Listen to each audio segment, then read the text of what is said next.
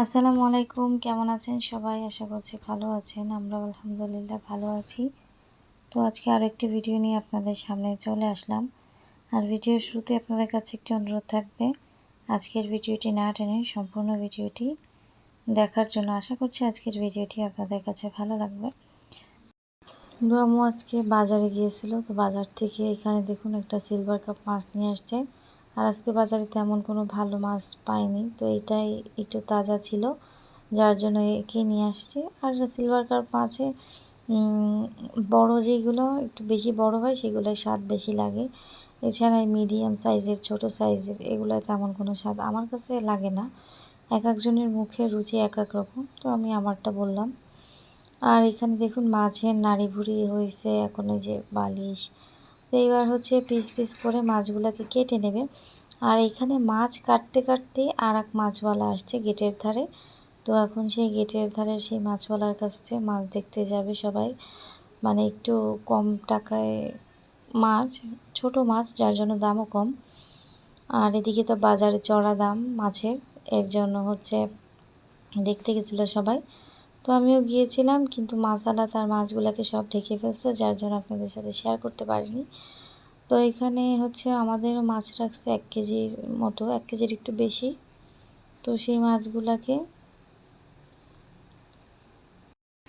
তো এখানে প্রথমে যে মাছটা সেটা হচ্ছে কেটে নিয়েছি। আর এই যে দেখুন যে মাছগুলো রাখছে, তো এখানে 1 কেজি মাছে হচ্ছে 4টা মাছ হয়েছে।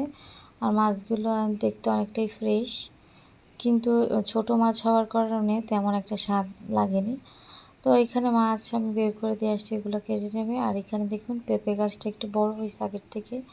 তো এখানে আমি তাড়াহুড়া করে যাচ্ছিলাম, যার জন্য হচ্ছে ভিডিও এত পরিমাণে নড়তেছিল। কি করব বলেন, আমিও হচ্ছে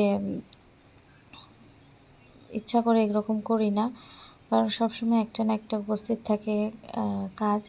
যেমন বড়টাকে যদি হচ্ছে খাইয়ে বসায় রাখি কিংবা খাওয়াচ্ছি, তখন ছোটোটা হচ্ছে পটি করে দিয়ে চিল্লাপালা শুরু করে দেয়। তো দুইটা বাচ্চা একসঙ্গে ম্যানেজ করা খুবই কষ্টকর, আমি বলবো। মানে এর সঙ্গে ভিডিও যুক্ত থাকলে একটু কষ্ট হবে। তো এখানে কিছুটা মাছ রেখে দিচ্ছি, আর এখন হচ্ছে রান্না করবে। তো আজকে দুপুরে হচ্ছে ঢেঁড়স ভাজি, ঝাল বেশি করে দিয়ে, পেঁয়াজ দিয়ে, আর হচ্ছে এই যে মাছ, এই মাছ হচ্ছে আলু দিয়ে রান্না করবে ভেজে। তো এখানে মাছটা ধুইছে অনেক কয়েকবারই, কিন্তু এখনও যে ময়লা যে আষ্টে যে ভাবটা, সেটা এখনও যায়নি। তো এখানে আমি এর ভিতরে, এই পাতিলটার ভিতরে মাছ দিয়ে এবার মাছের পানিটা আগে ঝরিয়ে ফেলবো। তারপরে এই যে দেখুন কতগুলো লবণ দিয়েছি, লবণ দিয়ে ভালো করে মেখে রাখতে হবে, তাহলে আর মাছের আষ্টে গন্ধ থাকে না। আর যখন মাছটা ধোয়া হয়, তখন মাছটা যদি একটু ভালোভাবে ধোয়া হয়, তাহলে আর এত কিছু সমস্যা ফেস করা লাগে না। তো যাই হোক, এবার আমি মাছগুলোকে ভালোভাবে মাখিয়ে নিচ্ছি। এবার কড়াইতে তেল গরম দিয়ে এবার আমি হচ্ছে ঢেঁড়সটাকে ভেজে নেব। আর এই ঢেঁড়স ভাজতে হচ্ছে বেশ অনেকটাই তেল লাগে। এখানে আমি পরিমাণ মতো লবণ, হলুদ এগুলো সব কিছু দিয়ে নিচ্ছি। আর এই ঢেঁড়স ভাজিটা আমার কাছে খুব মজা লাগে। তো এখানে আমি লবণ দিয়ে নিয়েছি, এবার হলুদ দিয়ে নেব। আর এখানে চুলার জালটাও আস্তে আস্তেভাবে জ্বলতেছে। তো কাঠের চুলায় রান্না করতে আমারও খুবই ভালো লাগে, কিন্তু কাঠের চুলার জাল যদি একবার মানে নিভে যায়, তাহলে সহজে সেটা আর কি জ্বলতে খুবই কষ্ট হয়, সহজে জ্বলতে চায় না। তো এখানে এই কয় পিস মাছ আজকে রান্না করা হবে আমাদের দুপুরবেলা। আর এখানে হচ্ছে ছোলা গতদিন রাতে ভিজিয়ে রাখছিল, সেই ছোলাটাকে হচ্ছে ভুনা করবে, যার জন্য নিয়ে আসছে।